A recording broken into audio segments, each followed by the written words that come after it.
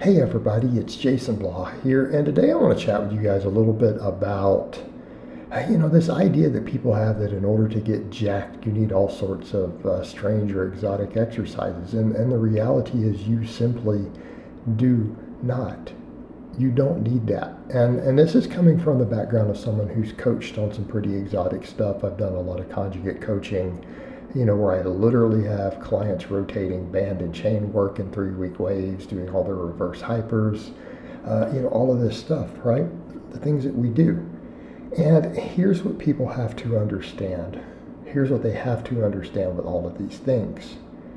Those are certain tools that are useful for strength curves and trying to get neural drive and speed strength and things. Okay, there's certain tools that are useful for recovery and putting the spine back in traction. But really, at the end of the day, none of those things are necessary. And if you just look at the stuff you see me in here doing, I have all that equipment. I'm not even using much of it these days. And so you see in this video, I'm doing a lot of high bar squatting. Okay, right? Doing deadlifts, deficit deadlifts, tons and tons of pull-ups, lots of benching, incline benching. Right? And then, of course, we do some small stuff. We do calves, we do pullovers, we do curls. But what do we really need for any of that? I mean, people have overcomplicated simple muscles like the biceps. And they're like, oh, I use 3 different types of curls. But then you look at what they're doing in the workout, and those curls aren't even efficient. They're not even making good use of their bicep. They're literally skipping entire functions and ranges of motion of the bicep. And it's like, come on, guys. Like, what do you think the biceps actually do? You can develop your biceps pretty effectively with a barbell. Now, dumbbells and stuff can be nice. They can be useful tools. And don't get me wrong, I've done my dumbbell curls and stuff. But pull-ups, chin-ups, barbell curls, those things will work. Get strong at them, get enough volume. And of course, I don't have the best bicep genetics. They've always been a hard part for me. But as I've started doing more just those sorts of things, I've gotten better progress. But really, why do people think they need these exotic exercises? And even the data they use to back a lot of it. I mean, I've got to be honest, I've quoted EMG studies in the past, and in retrospect, that's a little embarrassing. To be quite frank, that's rather embarrassing, the fact that I've done that, because it looked good at first, and you look at some of the experts doing it, then you realize even in the limited amount of exercise science we have, which again, we don't have a lot of data. That's the first giveaway that there's a problem with EMGs. They don't translate into better muscle growth. They just don't.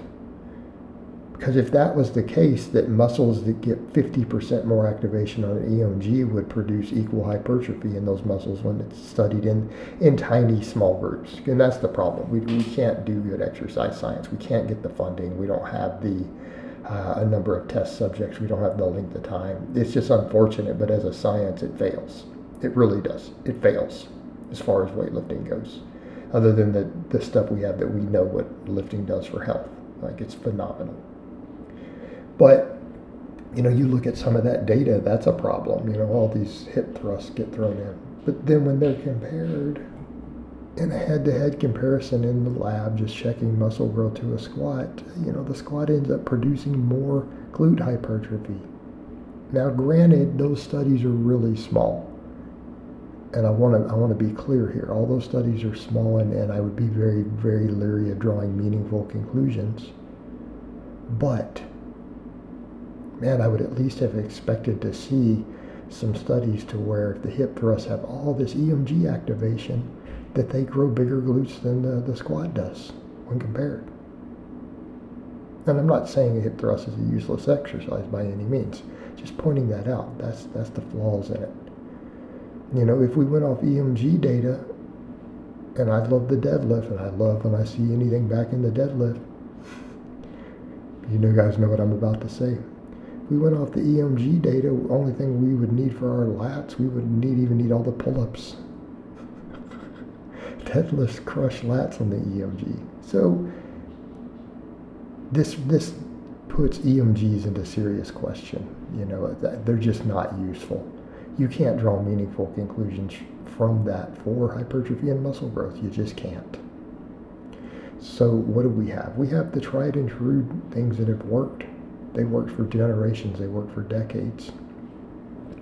All these barbell movements, body weight exercises done through long ranges of motion, training hard, using good programming, right? Good coaches over the years have more or less figured out how to program people. We know how to get results. We know how to get people big and strong. Right? We have decades and decades of experience at it. I have many years of experience at this point also coaching people. We know what works. And it's not going to be the exotic new exercise some influencer kicks out to you. It really isn't. And I'm not saying some variety is a bad thing. I like some variety. Some variety sometimes can be nice just to refresh your workouts and maybe help with some overuse, some staleness. Maybe you're getting some tendons that are hurting a little bit at the wrong angle. We rotate some things. Hey, nothing wrong with that. That's great. Sometimes we need it for mental reasons. Sometimes it's nice. Right? And I think we all understand that. But you have to understand all these exotic exercises and things that people throw out there. You see where I'm about to go? We need to understand that that's all they are, that they are not any type of secret that's going to give you magical gains. They can just be mentally refreshing. Right? They can be a little bit mentally refreshing. It's nice. It can be nice sometimes to change some things up. And I don't think there's anything wrong with that. Let's be clear. I don't think there's anything wrong with that. But all these other movements, they still do whatever we need. Physically, they will do what we need. The basics. Nice long ranges of motion. Making sure you're, working a muscle a couple of different angles. You should probably have a couple of exercises in there overall. That's why you see me doing flat bench and incline bench. Yeah, let's work the chest from a couple different angles. That's hitting the triceps good. Might want a little stuff for the long head of the tricep. Some extensions or pullovers, or, not a bad idea. Same thing with the biceps. Hey, I like pull-ups. I like pull-ups. I like chin-ups. They're great. Absolutely great. But, your biceps are light, you probably want to throw some curls in. Use a barbell or a dumbbell. We don't need anything exotic for that. Right? We don't need anything exotic for that. It's a very simple muscle. Our back as a muscle group is probably about the most complex, but we don't need that much variation either. Some pull-ups, deadlifts, some rows. We're good. All right, guys, but that's really all I have to say on that today. I hope it's been informative, and I'll talk to you guys next time.